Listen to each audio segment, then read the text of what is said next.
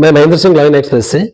ग्रामीण विकास एवं पंचायत राज विभाग, जिसके बहुत बड़ी जिम्मेदारी है रूरल डेवलपमेंट की, और बहुत सी योजनाएं, चाहे वो विकास की हो, चाहे निर्माण की हो, चाहे स्वच्छ भारत की हो, समस्त योजनाएं ये विभाग डील करता है। हमारे साथ भारतीय प्रशासनिक सेवा के अधिकारी सोहन लाल जी हम बात करते हैं। सर, आपका लाइन एक्सप्रेस में स्वागत है सर।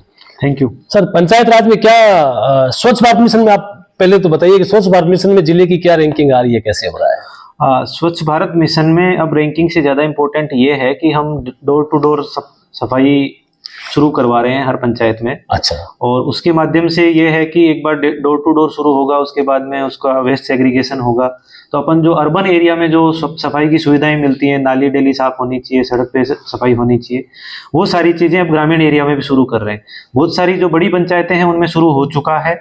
कुछ कुछ पंचायतों में हमने वेस्ट सेग्रीगेशन के भी काम शुरू किए हैं, और हमें उम्मीद है आने वाले टाइम में जो जिले की पंचायतें हैं और स्पेशली जो पंचायत का आबादी एरिया है वो साफ सुंदर दिखे और लोगों का वहां रहने का मन करे।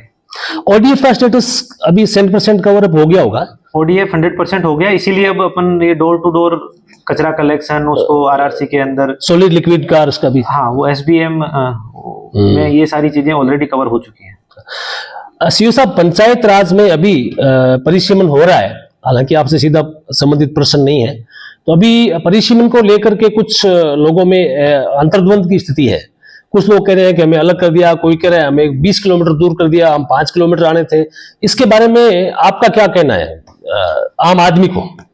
नहीं, ये सारी चीजें राज्य सरकार के डिस्क्रिप्शन पे होती हैं। राज्य सरकार अपने लेवल पे उन्होंने जिला कलेक्टर महोदय को नोडल एजेंसी बना के जो भी नीचे से तहसील से जो सूचनाएं आ रही हैं उसके आधार पर कार्रवाई कर रही है, और उनको किसी को यदि कोई आपत्ति हो तो वो जिला कलेक्टर महोदय के कार्यालय में जाके अपनी आपत्ति दर्ज भी करवा सकते हैं। दूसरा, एक बहुत ही एम्बिशियस प्रोग्राम है आपका, ये जो जल जीवन मिशन, उसके हर घर नल की कोई बात चल रही थी, उसमें कोई टारगेट्स हैं क्या जिले को? भारत सरकार का जो जल जीवन मिशन है उसमें बेसिकली जलदाय विभाग पीएचडी को नोडल एजेंसी बना रखा है।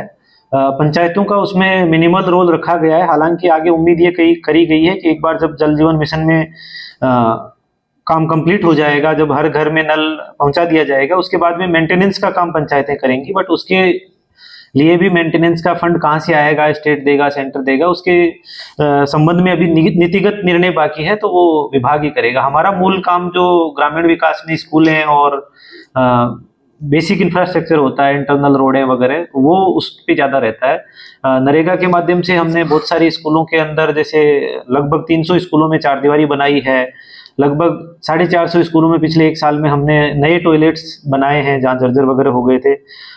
डीएमएफटी वगैरह जो भी फंड है उसके माध्यम से स्कूलों के अंदर काफ़ी संख्या में कमरों का निर्माण करवाया जा रहा है।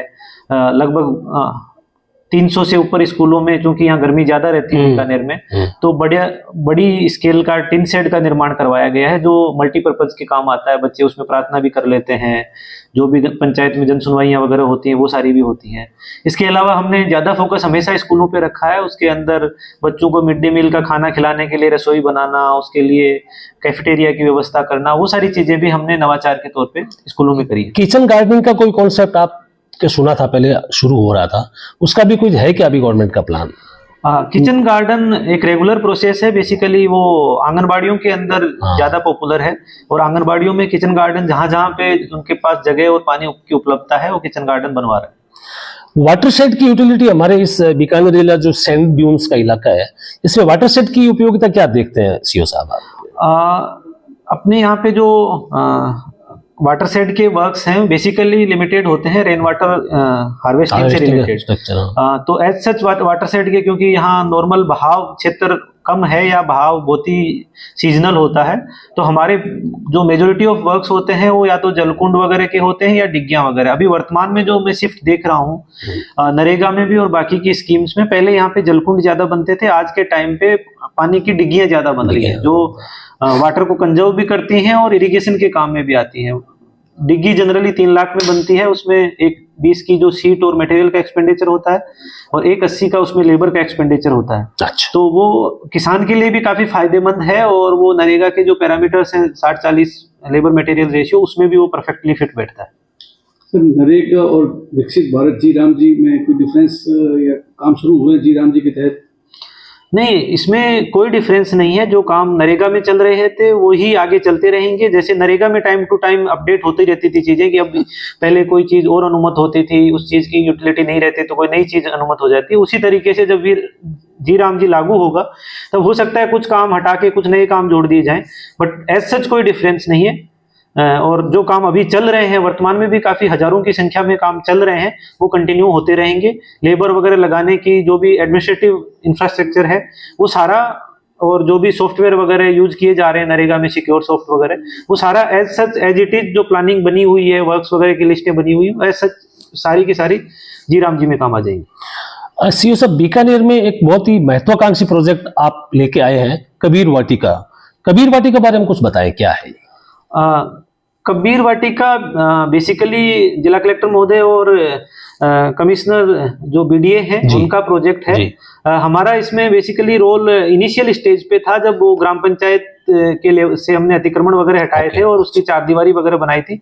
उसके बाद चूंकि वो बहुत ही बड़ा प्रोजेक्ट है, लगभग 52 करोड़ की अमाउंट का है, और वो उस एरिया के लिए भी और बीकानेर के लिए भी एक बहुत बड़ी मिसाल बनेगी, आगे लोगों के बहुत अच्छा काम आएगा। तो बाकी की डिटेल्स यदि आपको जाननी है तो वो बीडीए से आप संपर्क कर सकते हैं। जी जी। सीओ साहब, मेरा लास्ट सवाल ये है, क्योंकि बीकानेर बहुत बड़ा इलाका हो गया, पंचायतें भी अभी परिसीमन में और बढ़ जाएंगी, तो पंचायत राज के चुनाव संभावित हैं, तो पंचायत राज के चुनाव आप देख रहे हैं, इसमें आपकी पब्लिक से क्या अपेक्षा है कि पंचायत राज कैसा होना चाहिए? आप पंचायत राज के मुखिया हैं बीकानेर में, पंचायत राज से आपकी एज ए सीईओ क्या अपेक्षा है? धन्यवाद। इसमें अपेक्षा वाली जैसी कुछ भी नहीं है, और इसमें मेरा कोई वैसे विशेष कमेंट भी नहीं है। Okay, thank you.